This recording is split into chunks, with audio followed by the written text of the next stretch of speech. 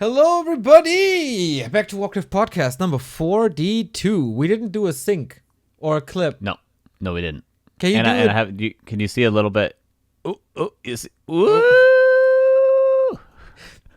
People on the There we audio go. version have no idea what you're talking about. But can you sync this without a clap? Yeah, it'll be no problem. I just need the video and it'll be easy. Cool. Yep. Okay, so we just continue. What an intro to one of the busiest weeks in recent history. Holy shit, what a week. Started Monday by announcing our very own LAN, breaking all ticket sales in Warcraft 3 history, because there's never been a ticket sale before, so we're basically the first ones to do it. Easy. Just 2 hours ago, watching the reveal of Stormgate, the new RTS by Frost Giant, doing the interview with Monk, and some esports in between, and holy shit, I'm so tired. You just came back from grabbing another coffee, and you said, okay, let's go, and I kind of forgot to respond because I'm so tired. How's your week, Carson? It's been a pretty chill in terms of this side of everything. I've just been there has been a lot of tournaments in my time zone, unfortunately. Everything like you're doing the AWL right now, that's at 2 a.m. All the show cups 4 a.m. So really there's not been much for me to do other than, like get hype on all the Frost Giant stuff, do some of the podcast, chill out. Have been doing a lot of band practice. We'll be on our third in a row this Thursday, and then we're going away Friday, Saturday for 2 gigs.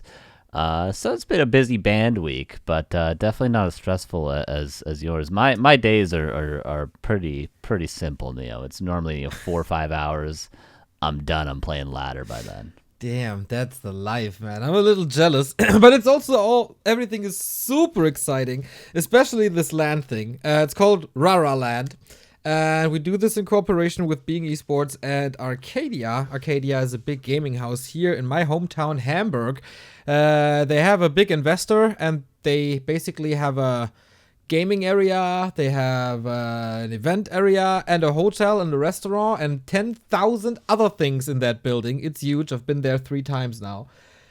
And Warcraft 3 will be part of their activities thanks to us. And as so often with this freaking Back to Warcraft project, it was such a coincidence because it basically, how this started is that a former co-caster of mine from ESL Radio days 12 years ago reached out to me somewhere, I think Discord or Twitter or whatever, said, hey man, I see that you're in Hamburg, you're still doing that Warcraft stuff, that's super cool. I got my own esports tournament organization called Being Esports. Let's see if we can do something together, and if not, just have a few cheeky beers.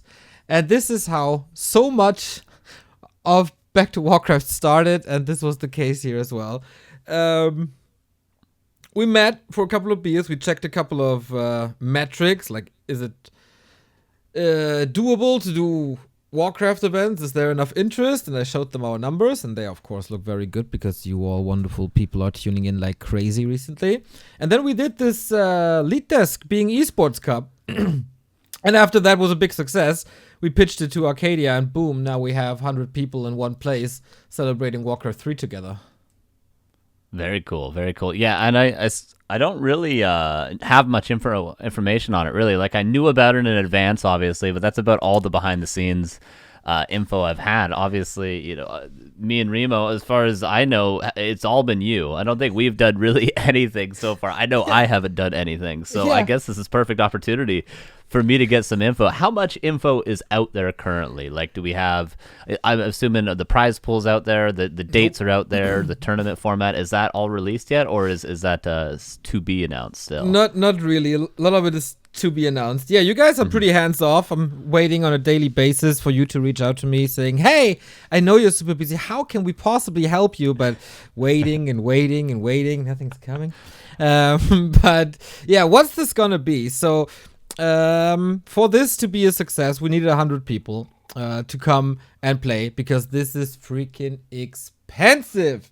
So yeah, that's the goal, to have 100 players in Hamburg, and very, very proud and happy to say that in just 3 days we sold 2/3 of all tickets. Without Is that for players specifically, or just for people to come watch? That's for players only. There's even Okay. more people that will be coming watching, and I think a lot of them will be spontaneous. So, yeah, what are we doing? We gather 100 people plus the viewers. We gather 100 players plus the viewers on a Thursday evening in Hamburg. This is a little get-together.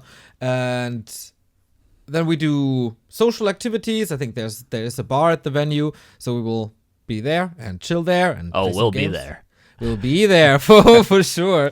I thought we do a little pub quiz, maybe a little socializing, because Carson, from one of the War 3 Champions finals, you still owe us a quiz. Trivia. Yeah, I do, Exactly. and I have it written out still. I've had it written out. I've actually had to set a deadline for myself the end of that tournament, and I did do it by the end of the tournament, but then we just never had the opportunity to. So it's still locked and loaded.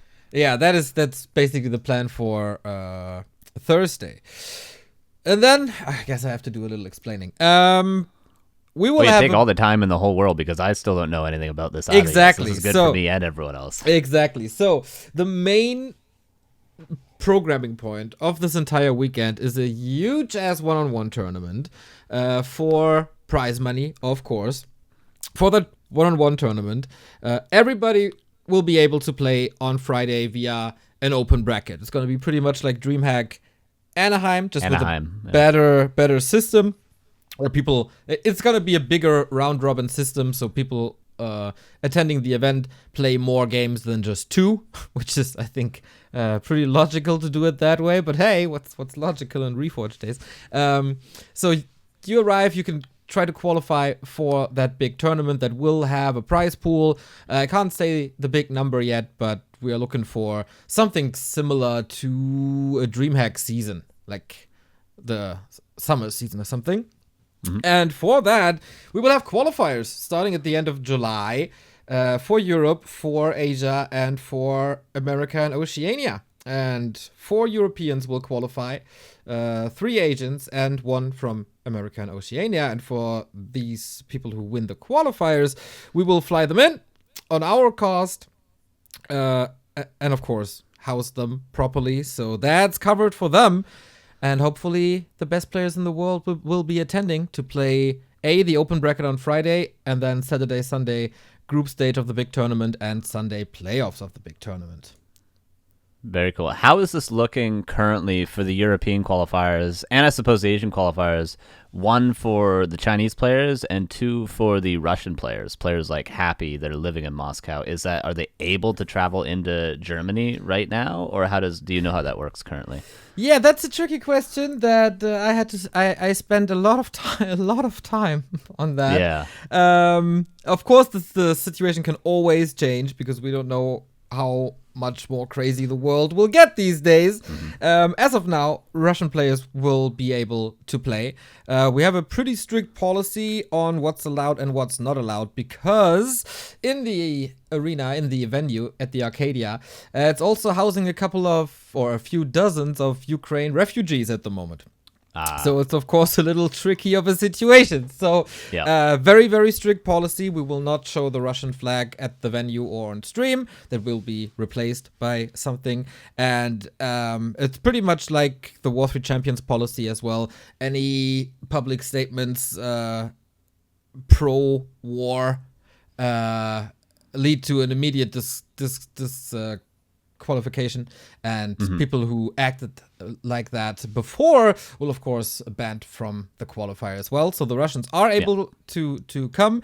They will probably, there's something going on with flights. You can't travel from, let's say, Hamburg to Moscow directly. You have to fly via Turkey, for example. So for a travel that usually takes, I think, 4 hours, that's now an 11 to 13 hour travel. So good. Oh yeah, welcome to NA, baby. Yeah, it's also, of course, a lot more expensive. But yeah, I thought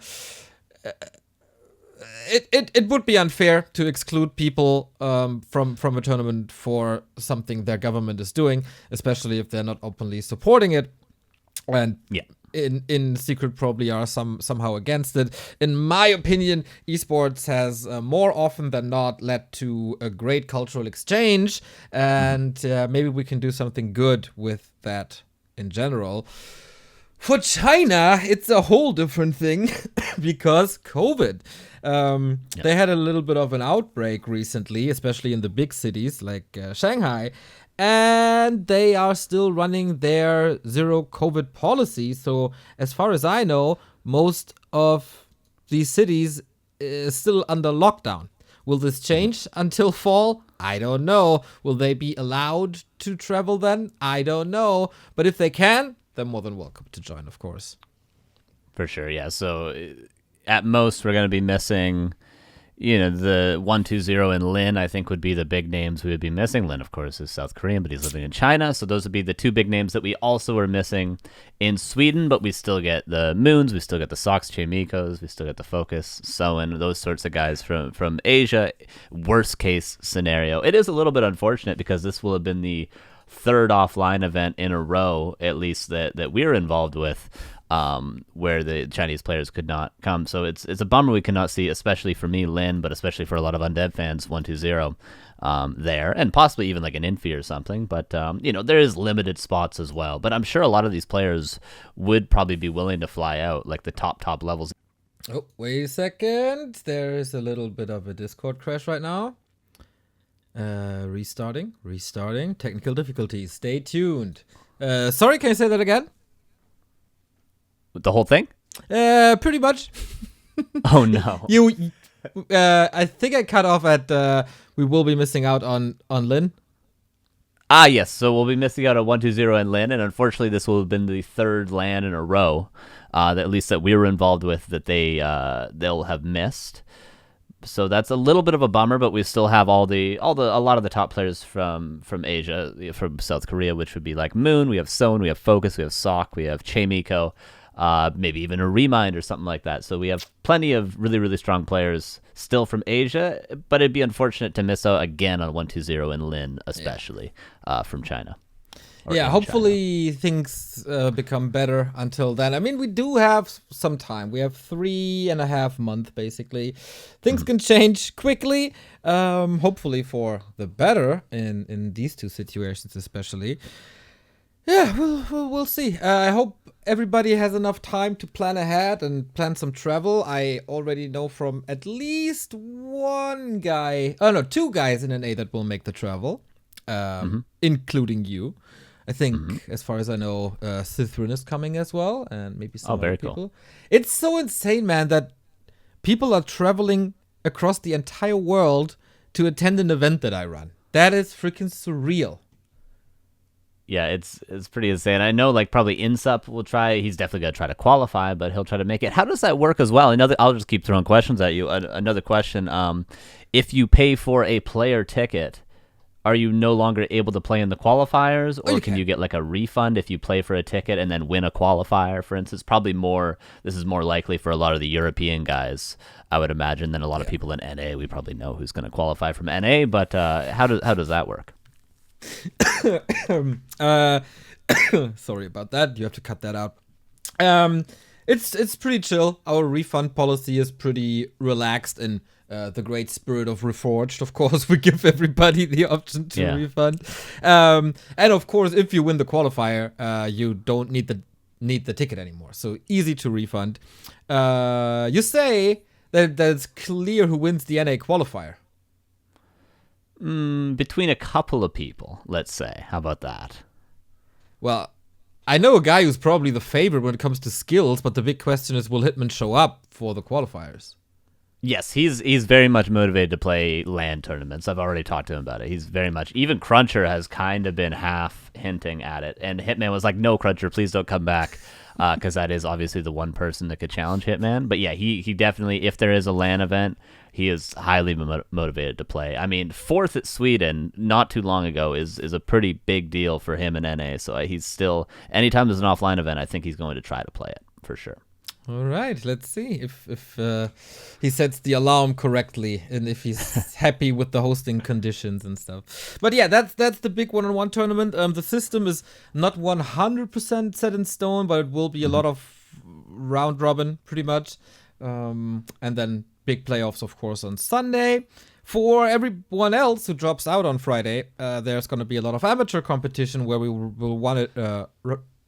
Where we will run it pretty much like Fountain of Mana League. I think that's the best approach to separate players by MMR and put them in different brackets, and of course some fun modes as well, like 2-on-2, 4-on-4, maybe something like a Bro Cup where a good player gets paired with a better player in MMR.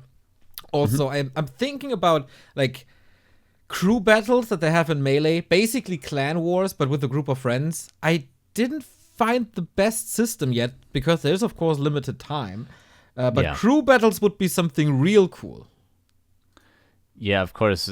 I guess the time limitation would be more so for the stream, I would imagine, than actual, because if you have enough PCs, you could do all this on like a B stream or something like that. But to get all the content out there would be difficult, especially if there's any sort of technical difficulties ever, which there tends to be no matter what. No, it's not going to be that we won't have technical difficulties. I don't believe in jinxing, Neo. Don't worry. I don't believe in it.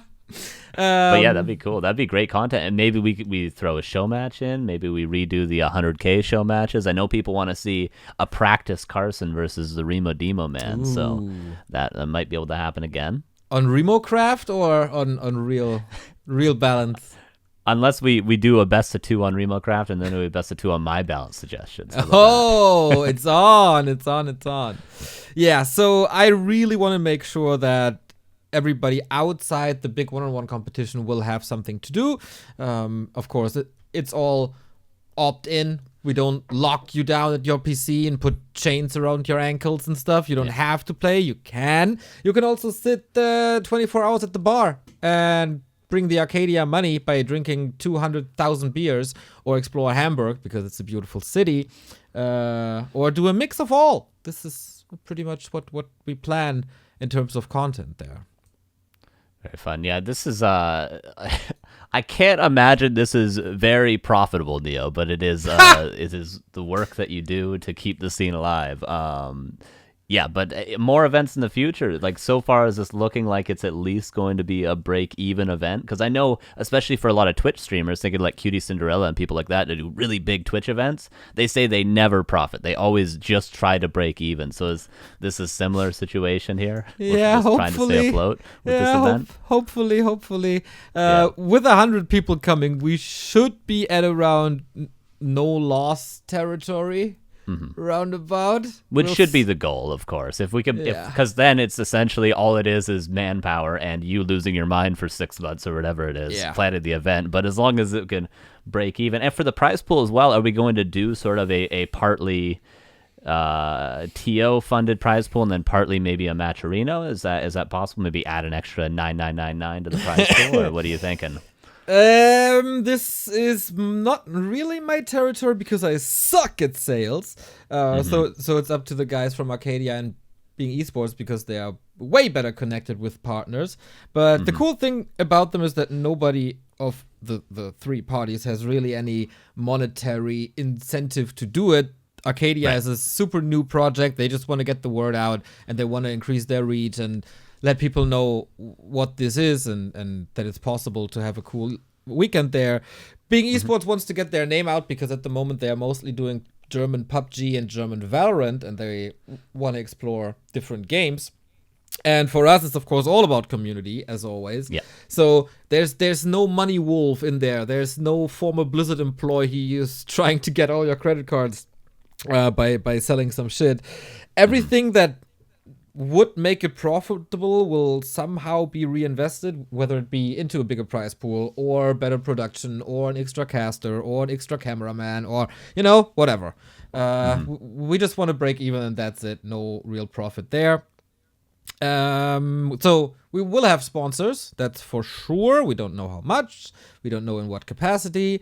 To add crowdfunding on top of it, I think makes a lot of sense. And why not? If people want to contribute, why not?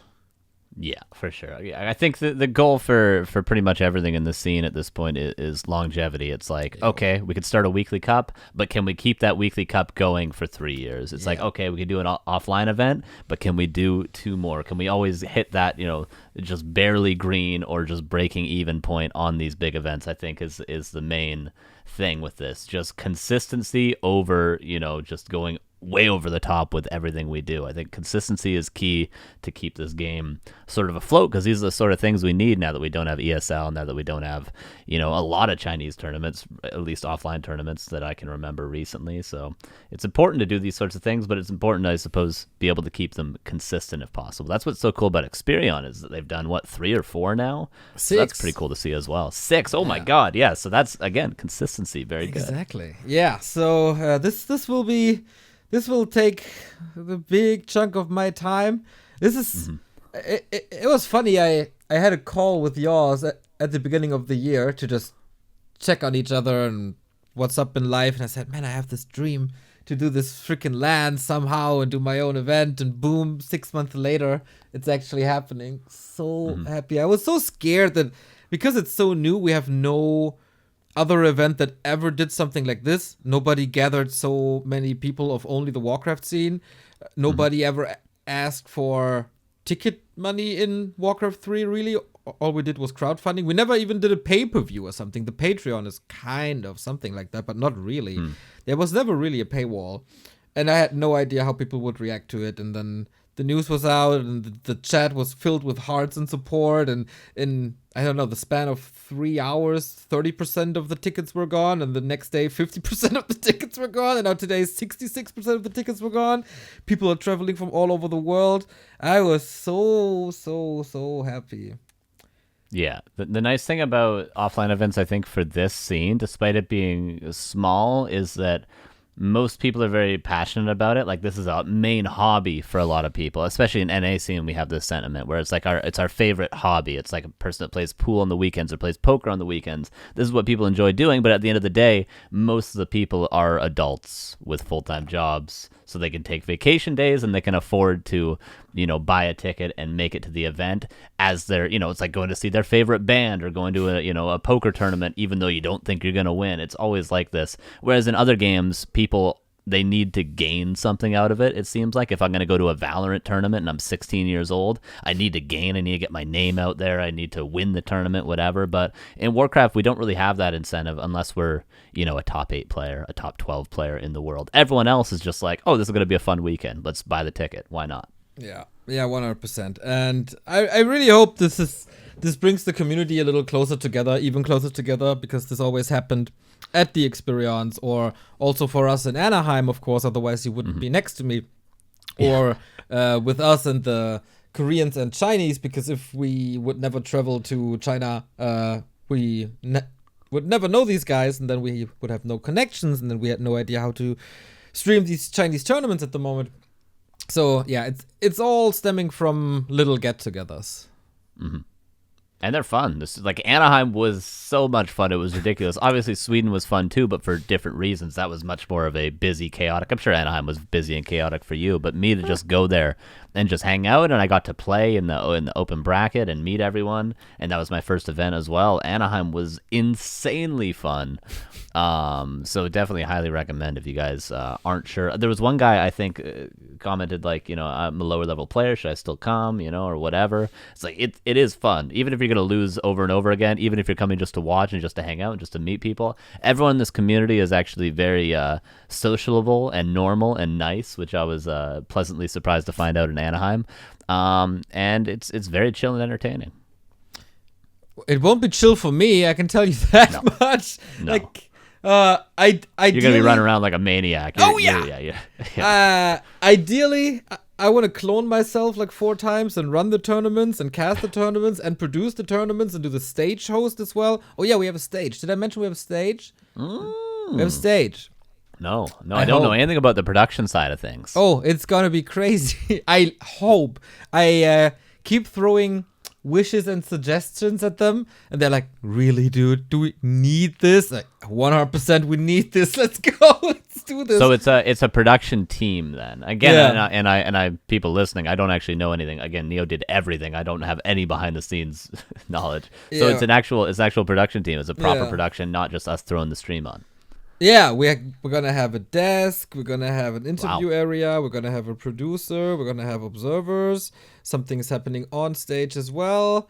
Yeah, I don't know. Incredible. I don't know how to do all of this, but it's gonna work out. It's gonna work out for sure. There's still 3 months to plan. As long as people have the games and they have the casting in between Yeah. the game on the games, and they can see us. I'm sure people are going to be happy with what they get. And the main thing is, I think it's for the viewers, of course, but mainly if this event goes well for everyone that's there as well, I think that should be a top priority. And then if the people at home can get the games, they can see Happy against Moon. I'm sure they'll be fine.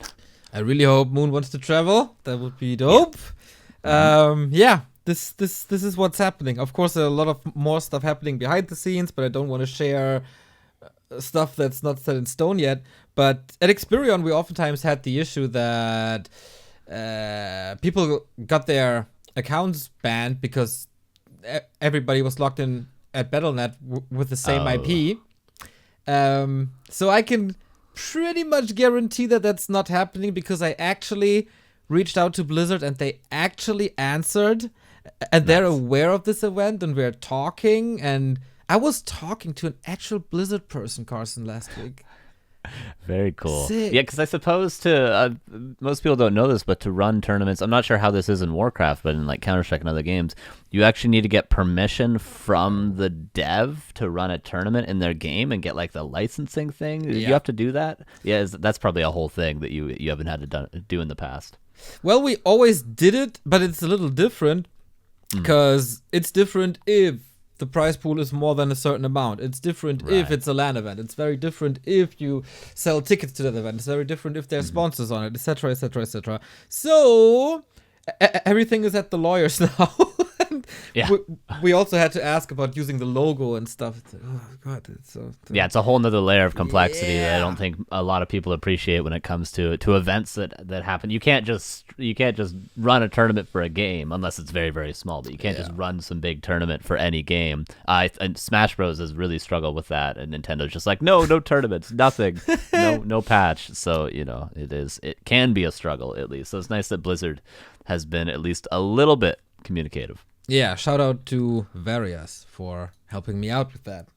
And that's pretty much everything I can share about the LAN at the moment, I think. Is there more? I think we covered all my questions at least. Okay. So, yeah, we're gonna fly you in, of course, most important. We're gonna have Remo there, of course. Rest of the talent, I don't know. I would love to have Qbert as a caster as well. that could be cool. That'd be cool. Yeah. I can't remember ever casting with him. I think I've had him on stream once, maybe. It's good. But, I'm not sure. Very knowledgeable, though. Yeah, and also very funny, and it can talk, and is native English and all. It's gonna be good. So for that, we also have a little Road to RARALAND series started at YouTube yesterday, where I show you the lobby and the bar and the venue in general. There will be more. I think we have 5 content pieces, and you will see that I put not only sweat and tears into this production, but also blood and pain. So stay tuned for that.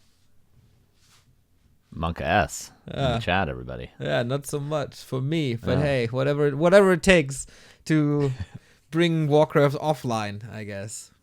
True. We thought Sweden would be the last offline event. Yeah. All the top players. We said it was like, well, guys, that's what you and Revo said to each other at the bar before I went back to the hotel. He said, well, guys, this might be it. True. We might never meet again. Remember that? You shall never underestimate my power. True. Yeah, we shall meet again. Yeah. Surreal. Right. Really surreal. It's gonna be dope. These are always so fun, man. These are always so fun. It's gonna be hella stressful, but we're gonna have a good time. Oh yeah. I guess at least you guys are gonna have a good time. I'll probably die after, but as long as you guys have a good time, that's all I want. And I'm pretty proud of what we accomplished so far. And from here it gets even better. Frost Giant or what? Sure. Yeah, Frost Giant. Today was the day. Right on. Yeah, what did you think of it? What did you think? Obviously, we've known about it for a little bit. We had a little bit of stuff we couldn't talk about, but now everyone knows everything. Everyone knows everything, and the Twitch chat is all I'm going off of here. I haven't seen a lot of the Twitter or the Discord feedback from today's announcement, but it seemed to be mixed, actually. Yeah, for the most part. Maybe we have to introduce people who are living under a rock or not on many media to what happened today. Frost Giant is a new developers team, is a new game studio from people who were formerly working at Blizzard on Warcraft 3 and StarCraft 2. I read today a headline saying the team that wanted to make StarCraft 3 but wasn't allowed to. So pretty much that, and they announced the funding of their studio 2 years ago, which was pretty much right after Warcraft 3 Reforged release. And since then, since also AoE 4 wasn't the crazy big hit and wasn't a Blizzard RTS, everybody was looking at them and their big release when it comes to the next big real-time strategy game. Mm-hmm. And today was the reveal of a teaser, and the game has a name now. It's Stormgate. It has a setting now, which is a little post-apocalyptic sci-fi demonic-esque. Mm-hmm. I guess. Demons and humans so far. I think the two factions, they're not calling them races, they're calling them factions. Demons and humans, I'm not sure. I know it's human. Shout out Todd. Yeah, human resistance, I think it is. Yeah, and then there's some sort of demons which come through like a portal, a Stormgate. Right and on. That's what they are. That's what they're demons. They look like Balrogs. Right, they are very inspired by Diablo, I think. Mm-hmm. Which is cool because it's all Blizzard art style. The thing I most enjoyed was seeing sort of I don't know if it's necessarily in-game footage, but it was a bird's eye on some of the units. And it looked good.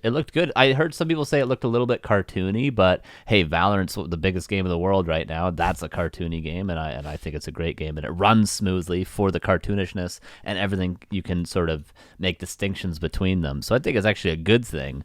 Maybe people in Warcraft are too old to appreciate the new style of art in games. Warcraft is pretty comic-y as well, we gotta say. Mm-hmm. Yeah. In comparison to an Age of Empires, I think, and also in comparison to a Red Alert 1 or something, it's pretty cartoony. I mean, look at the grunts. For sure. And it's all memey as well, and with humor involved. So it's not that Warcraft 3 is a dead-on serious game.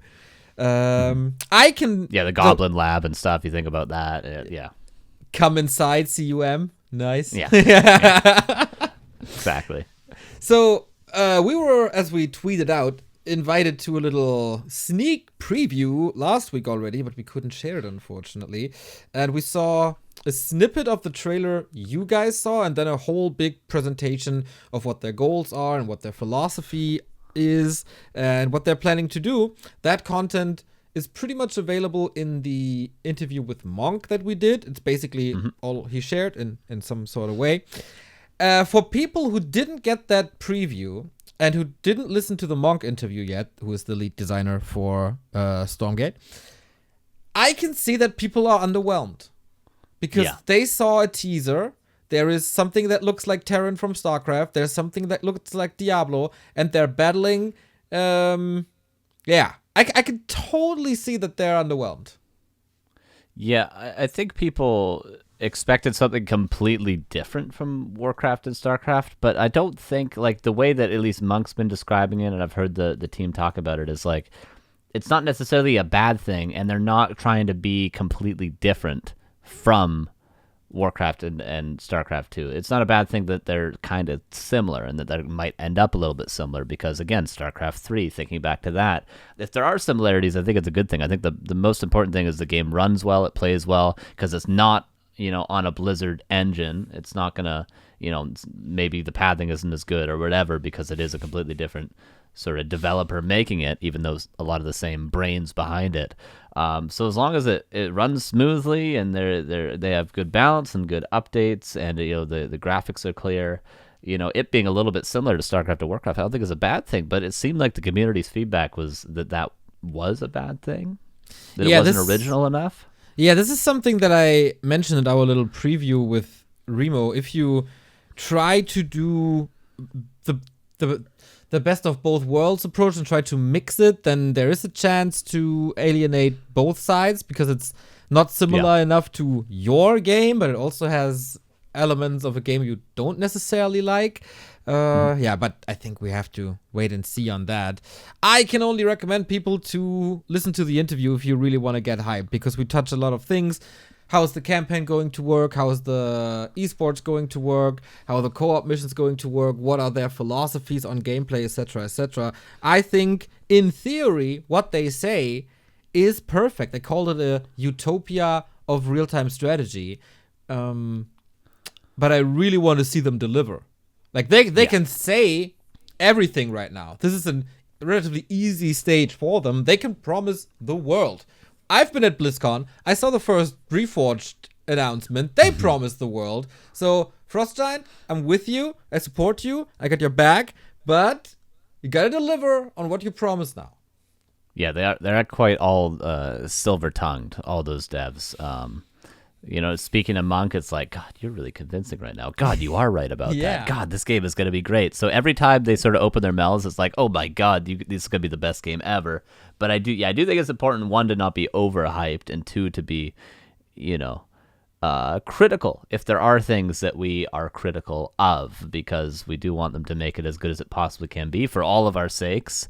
And, it's if history repeats itself, a lot of these sort of heavy promising games haven't ended up to be the best. So hopes and prayers and feedback, I think, is necessary when it comes to games like this. But I mean, if they deliver, like you say, everything they said they're going to deliver, it's going to be an excellent game. It's just a matter of actually delivering. Exactly. I have a tweet from Wardy here, who is a StarCraft commentator, and he says, and he sounds very good what he says, quote, I think the best reason to be hyped for Stormgate is that it's the right group of people saying the right things that have the right experience to go out and do it. We don't have gameplay yet, but we have all the other reasons to be excited that we haven't had before, in my opinion. And that is so true. Mm-hmm. This is the first time for me. I suppose Reforged was a bit similar, but this is the first time for me I've actually followed a game from its inception to then watched every trailer for it and followed all the news. This is the first time I've ever done it, so I haven't been disappointed too many times. I imagine you've followed quite a few more games. Is it always the case that it's disappointing when these games finally get released, or have there been games that have promised a lot and delivered a lot as well for you? There's always more disappointment than over delivery. I think in Diablo 3, it wasn't as great as people thought it would be. The big hype games rarely meet their expectations because internet culture tends to hype things a little too much, maybe as well. But a game that definitely over-delivered is Elden Ring, and that game is oftentimes mentioned by the devs. I watched Winter StarCraft, who had an interview with the two company CEO guys, I think. And they mentioned Elden Ring quite a bit in their approach to make Stormgate the Elden Ring of RTS, to make RTS big again, or revive it again. Yeah, I think that's a good analogy too, because Elden Ring's also a very difficult game, very hard barrier to entry, although it's mostly a single player game. And so is RTS. Yes. So I guess we'll wait and see. I imagine they're going to start squeaking out little previews and stuff. They'll probably be teasing a lot of stuff. They have a subreddit /r/Frost Giant. Also now I think /r/Stormgate will be up, which is cool. And also we're supposed to all wishlist it on Steam. Stormgate on Steam. It's supposed to be very, very important to wishlist it because it messes with the algorithm and it gets it on the front page and all that stuff. So if you guys like RTS, you want this game to succeed, I think wishlisting is actually the best thing you can do currently for the game. I did it. I hit the follow button as well. The the Stormgate Reddit at the moment, it's so cool. Our interview is pretty much everywhere there. It's so nice. Very cool. Kevin Monkdong. I'm going there right now. Interview on the Back2Warcraft channel, from the Back2Warcraft channel, from the Back2Warcraft channel. It's nice to see. The reaction was really cool. We got big raids from Wardy, from local. StarCraft and Warcraft community really came together today, and that's what it's supposed to be down the road. Yeah, very cool. I mean, yeah, I guess it'll be not necessarily small communities, but smaller communities all coming together for this. The Warcraft community, the StarCraft community, maybe Age of Empires, maybe, all the other, there's, I imagine for like even like CNC and stuff, there's probably still small, tight-knit communities. So this is going to, if it does work out and is the strong game that we all hope it is, it'll bring everyone together, and then we'll all be together, and then what do you know? We'll have this one RTS, this huge game, up to par with the Counter-Strikes and all that, and that, at least that's the hope we're going for. But it's cool that we're all, sort of talking, and we're all in on it, because I don't know a lot of the StarCraft guys, other than Todd, I suppose, and some of the players, but now we will. Right on. So, 2 big things off the bucket list. Our big announcement, plus the Frost Giant announcement. All that's missing in terms of big announcements at the moment is the Blizzard news. It's June 10th. 1/3 of the month done. Still waiting for that, but I think they knew about our announcement and probably knew about the Frost Giant announcement and thought that would be too busy for a Warcraft 3 content creator. So we have to postpone it a bit, I think. True. I mean, they'll probably wait till the very, very last second, too. When have they typically released patches? Has there been a consistent day? Has it been like the 30th of every month, or is it just, have they done them always randomly? I've never paid attention to that. It was oftentimes a Tuesday. Huh, that's weird. I think it's really, well, at the very beginning they did it on Friday, and then they applied the patch, and then they went into the weekend, and we had some big game-breaking bugs from some patches, and so I yelled at them to never ever patch on Friday again. So I guess because they have the days off, right? So they're not in the office to. Yes.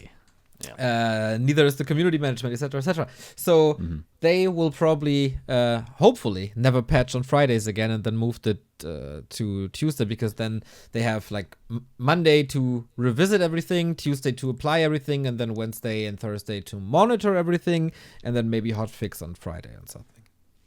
All right, so we have 3 Tuesdays left in the month, the 14th, the 21st, and the 28th. So we'll do a 24-hour stream on all 3 of those days and wait and wait and wait. I mean, what if they don't release anything? That's truly the worst case scenario, because it's not like we have an announcement from Blizzard. They haven't posted anything. It was just that dude saying one thing. Mikey Barra, yep. Yeah. He is the president of Blizzard, so it's not like a little more than that dude. But if they don't deliver in June, I'm pretty sure I'm getting blocked from his Twitter. I will unleash all my rage.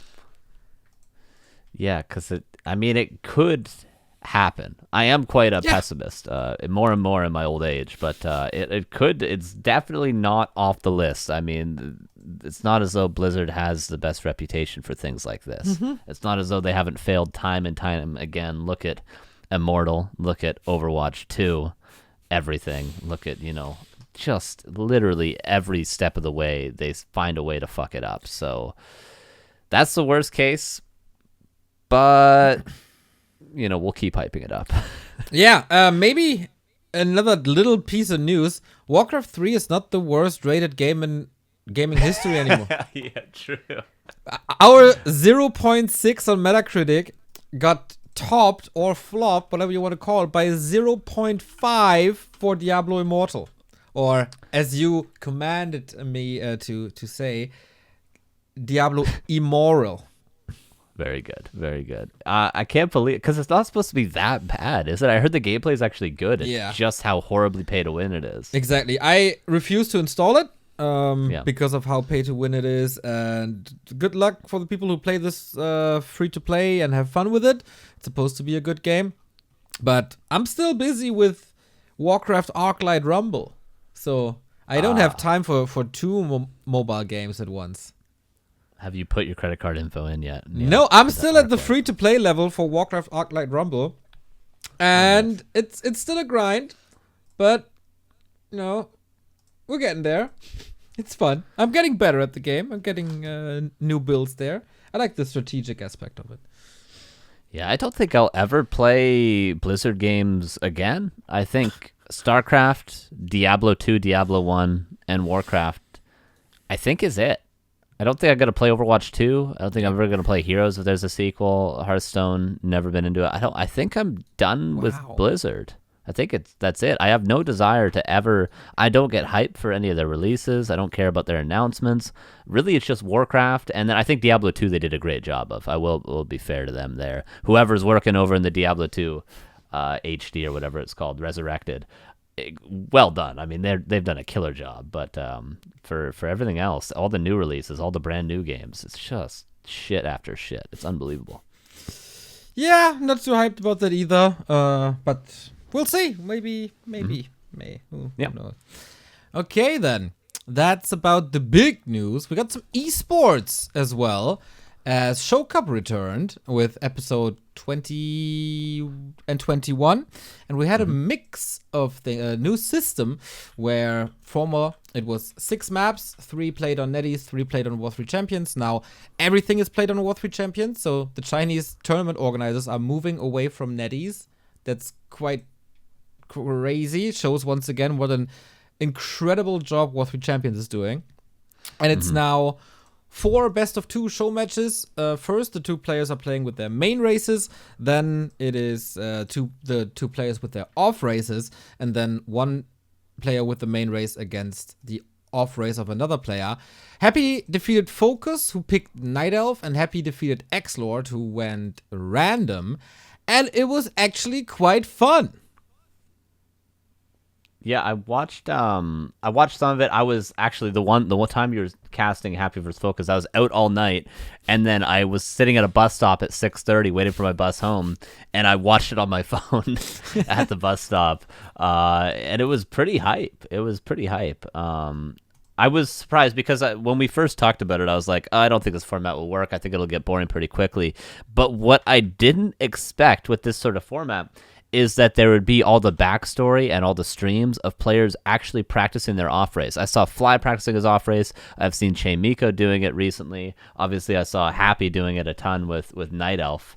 Even though he played a different off race here, I guess. Did he play Orc here, or did random. He play? Where did he play? Sorry. Happy played random. Oh, he played random. Okay, yeah. But what's cool is there's actually people practicing their off races now, preparing for this because it is a decent amount of money to be won, so it's actually worth it. I didn't think that was going to happen, so that's been pretty cool leading up to it. Yeah, I think the random rule is kind of stupid because you have a decent chance to end up on your actual main race, and then it's kind of unfair. So I think the rule was suggested that if you end up on your main race, just quit the game and restart. Because when this started, Happy had to play 4 games with random, right? 3 times he randomed undead. Are you kidding me? Randoming undead is actually pretty strong too, because I mean, one, you're forced into Farseer Headhunters, you're forced into Archmage, you're forced into a Keeper. I mean, but so you wouldn't be able to play Blade, which a lot of people have been playing. If you get Orc, you wouldn't be able to play like a Demon Hunter, a lot of people have been playing, or a Warden. If you get Night Elf, and you wouldn't be able to play Mountain King or anything like that, or maybe even a Pally Rifles if you're off racing human. Like I could see somebody like a Focus doing that if he got human against Happy's random undead. But so a lot of disadvantages in randoming your main race. It's like as though Happy needs any sort of buff in that way. True.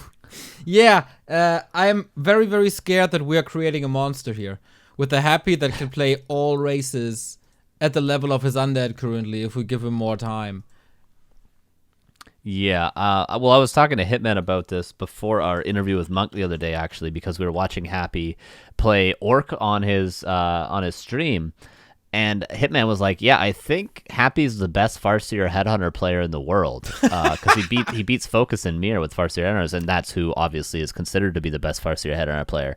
But Hitman's like, "Yeah, I think Happy's the best." Like Hitman was like taking notes of how Happy plays Orc, which is just insane because he's like the most practiced Orc player in like the last 5 years. Hitman. So like the fact that he's taking notes from how Happy just intuitively plays this race just shows how crazy he is. Yeah, that was really, really funny that Happy defeated Focus in Orc Mirror, but Focus almost defeated Happy in Night Elf versus Undead because Focus's off race was Night Elf. I think he made one mistake and then lost, but with Mass Air, there was definitely something possible. So yeah, fun event. X-Lord was next the day after, and he won a mirror match. I think he's sort of always been pretty close. I mean, as far as European players go, he's been pretty close with Happy. But when's the last time they actually had an Undead Mirror series? It must have been a while ago. I do have the technology. I can look it up. Warcraft3.info, everybody. That's where you look up those stats. Could have been some sort of War 3 Champions Finals or a DreamHack. Oh, is ESL Open Cup Europe 68. Wow. Which was 3-2 in Happy's favor, and then War 3 Champions Season 6. So this would have been May 20, so over a year ago. 13 months ago. Yeah. Sick. Okay. Yeah, that was pretty cool. cool. 3-2, so. Didn't expect it, really, for X-Lord to take him up. It was really, really close. Cool games by both. And X-Lord defeated also Happy's Orc Random. That was a good series. Can definitely recommend. X-Lord's off race, not the strongest I've ever seen, but he's practicing. Did you see the clip of Todd already? No, I have not. I have not seen the clip of Todd. I think what happened was that X-Lord came to Todd's stream and they were talking, and then Todd looked up X-Lord's random accomplishments recently and looked at all the games that X-Lord played as human random. And there's losses against, for example, Pokey and Hunter. And Todd's reaction is quite humorous, I gotta say. You know, his signature laugh, like his thingy? Yeah, the classic. Perfect on this one. Yes, he mocked him good today. All right, I'm watching. How's the random going, X-Lord? Yeah, it was a cool result. We were once again at the pie chart, and then this happened. That was good. Oh my god, that is a lot of losses. Holy, yeah, that is rough. Oh my god. Yeah, it's human is unplayable apparently.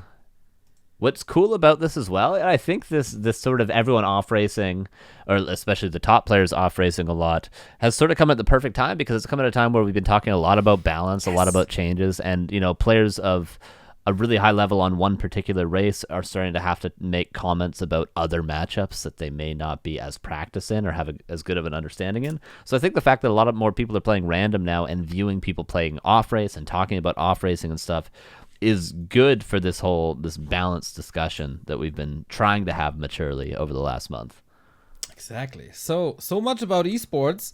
We're gonna have new show cups this weekend. I don't even know who's playing yet. I think it's not announced. Doesn't say yet. Yeah. I think 15 Sway is part. So he can play Night Elf and Human pretty much at the same level. So this is gonna be good. AWL. Maybe we have to talk about that as well as I'm streaming. Did you see the Rise of Moon on Wednesday? I saw him against Soen, and then I fell asleep for him against it was 1-2-0. Yes, right? Moon is back, bro. He squashed 1-2-0, 2-0 of the map with Huntress Tower Push on Tide Hunters. Nice. And what was it? Keeper into Demon Hunter into one base Mass Air. It was really weird. Very, very weird strategies, but very successful. And Moon is back, defeating 1-0-2-0.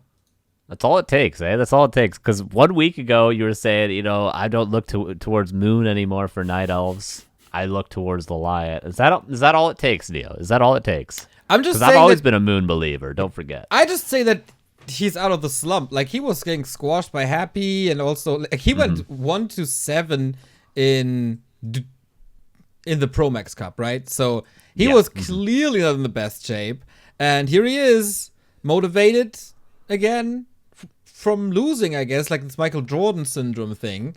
We poked the bear one time too many.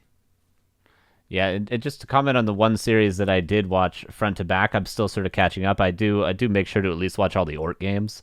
that I can, but I watched, I think, one other series. I think I watched 120 Thunder. But the Moon Soen series, for those interested, for those who want a little bit of hype behind this, it was so crazy. The first map, Northern Isles, Soen's doing this new style where he goes for 3 headhunters to round out his 41 supply. So he adds in a few headhunters, which means you can trade with the huntresses early on, making it really, really strong. He takes a huge fight at Moon's Expo, trades essentially like Moon loses like 20 supply. He doesn't lose anything. He backs up. Moon gets an Expo cancel and just has a huge comeback after being like massively behind, like, you know, down like 2 hero levels. And then Terranus Stand, Moon loses his Expo twice or maybe 3 times, loses like all of his Moon Wells, both of his Ancient Wars, and then Moon does the Moon thing where he transitions into mass huntresses, starts expanding all over the map, and just wins through pure hit and run in like, I think it was a 25-minute game. It was a really nice series from Moon, and that's just one of many that he's going to be playing, and one of many that he has played. Yeah, that was super fun series. Also, this 120 versus Thunder game on Northern Isles. Hope you saw that. Because Thunder is known for playing a lot of Zeppelin drops. So 120 is taking the Zeppelin away at his side of the map and drops into Thunder's base, who expects everything but that. So there's a Crypt Lord dropping into a human base alongside a Shredder, and he was so tanky because he had a Vamp Aura that he killed everything. Thunder couldn't enter. It was so funny, man. This game was so funny. Of course, super one-sided, 120 wins, but boy, was that funny. Classic Thunder game. Yeah, Shredder Zeppelin drops are deadly dangerous. They're very, very strong. And then I guess tonight, is it tonight, we get to see Lin. Oh yeah, excited for that. And 15 Sway, who I'm increasingly more and more a fan of. I really do think he's just an excellent player. Like, he plays, his philosophy of the game is like, if I were to like tell somebody how to play certain matchups, like if I could transfer my brain into people that actually have hands, 15 Sway would kind of be the best example of that sort of a player. Big fan of his. Oh yeah, it's going to be good. Starting Monday, that is. Monday. Yes. All right. Yeah. Very excited for that. And Zhao Kai as well, who's another player that, he's fun. Orcs. I'm all for the Orcs, yeah. He's fun indeed. So much about esport, not going, not super strong, but, we need a little break because we have to announce lands and other stuff. Fountain of Mana League. You were participating. Yes. I was participating. And the group stage is over. So good news or bad news first? Good news. Well, you're the one who's going to say the good news, right? I'm pretty sure you have good news in terms of your group, right? Is it about me? Can I talk about me? I made playoffs, baby! Top 3, everybody. Boom, boom. Also, tied score-wise. It's like Vampy got 5-2, Pumpsifer got 5-2, and I got 5-2. And Reixa is in there as well. I never in a million years expected to make top 3 in this group. And I did. I defeated 2 people. Well, was it 2 people when I had fever and basically was super sick? And then, yeah, man, this was cool. I defeated Buskill once again in the nastiest way possible with expansion and gargoyles. This poor fella. I think he's perfect. He has nightmares about me. And I defeated Vampy as well, who made it top 1 in our group. With good old undead versus human, when nothing helps anymore, Coil Nova the Archmage and everything goes well on our level. Yep. That was real fun. Yeah, it was real fun. So I did a very decent job, and I'm very, very happy and very proud of this accomplishment. Very nice. Very well done. Very well done. There's the good news for everybody. Neo's through. There'll be more Neo games. For me, I went 0-4. Oh. So I played 4 matches. I played against Moonanino. I played against Lix, so the Night Elf, a undead. I played against Reaver, a human, and I played against another human player. Forgetting the name.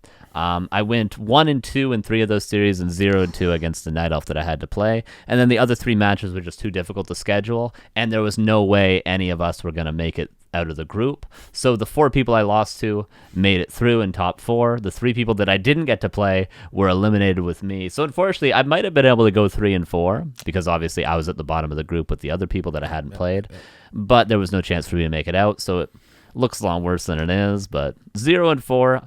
I hope to If I do get moved down to the next, I think I was in Group C. If I get moved down to Group D, I hope to show next season that I can hopefully beat all those players and then get moved back up, and then with some practice, we're getting there. It's been 500 games, but apparently not enough anymore. Damn. That's sad, but at least the fire is there for the next season. I will still have to play my playoff matches. Maybe you want to cast it, but Oh yeah. I'm seated against Pumpsifer, and he beat me real hard last time we played with a Dark Ranger in Undead Mirror. I had the pleasure to cast that. That fight at your expo in springtime. That was quite the game. Yeah, I gotta focus on Undead Mirror then. I also got third place in my Creepjack league. Also missed relegation, but the other players like. Top 1 was Pogi, who's playing for the Playing Ducks, so there was no chance there, and the second place was also a lot better, so I think fair representation, third place, not relegated up, but next time maybe. At least 2-time top 3, really proud. Well done, yeah. Pogi backseats me in my stream sometimes, so I know him. I've yelled at him many times. I met him yesterday, good guy. But yeah, I saw your Twitter post. We're friends now, we're friends. Oh, nice. Yeah, so that's cool. That's cool. I don't get to see a ton of those games because it's a German, but still, every once in a while when I tune in, it's cool that was sort of the first place people got to see you play. So right it's cool. And look where you are now, top 3. Top 3 doesn't matter what league. Top 3. Top 3 is top 3. Guess that's it for this week, eh? Yeah, I mean, we're perfectly at 1 hour. I think we kind of banged it out, and not too bad. Wow, perfect. Yeah. Do you want to tell people how to support this beautiful project? Absolutely. So the main way you can support us is by going to, I'm going to type it in while you guys type in at the same time, back2warcraft.com/support. That brings you to the page that we're looking at right now, and it shows you the ways to support. The number 1 is our Patreon. The patreon.com/back2warcraft is where you can subscribe to that, I guess is the way you would say it. You get Back to Warcraft Podcast 1 week early. It's the easiest way to submit questions. You can get coaching, replay review. I've been doing plenty of those this week. You can get a music playlist, not too many of those this month. Movie recommendations, tons of cool stuff. You can support us on Twitch if you manage to catch a stream with a sub. There's YouTube membership, which is new and very, very cool. There's direct donations. You can also donate with crypto. You can buy merchandise like hats and t-shirts and all that good stuff. Coffee mugs. You can go to CORSAIR and Holy Energy, our 2 sponsors. CORSAIR peripherals for headsets, mice, keyboards, mouse pads, monitors, cameras, lights, chairs, green screens, all that stuff. And Holy Energy, our energy supplement sponsor. The coupon code's Back to Warcraft for both of those. I believe 10% off each of them with those coupon codes. Exactly. I'm living off of Holy Energy at the moment. They keep me sane. They keep me awake, even though I think I'm going into 2 weeks of 10 plus work hours each day, and there's no end in sight because I'm gonna be doing the weekly tomorrow, the show match on Saturday and Sunday, AWL Monday, Tuesday, Wednesday, Creepcheck on Thursday, and then next weekly is up to you guys. Then I'm going on My Chemical Romance concert, and then I'm off. Yeah. Oh, you're going to see My Chemical Romance? Hells yeah! It's not a phase, Ma.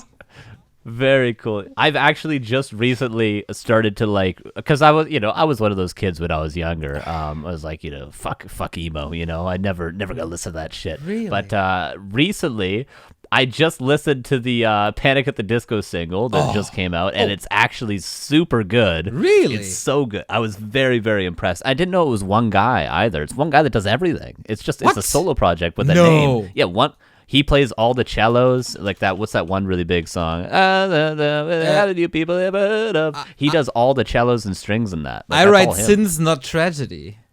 Yeah.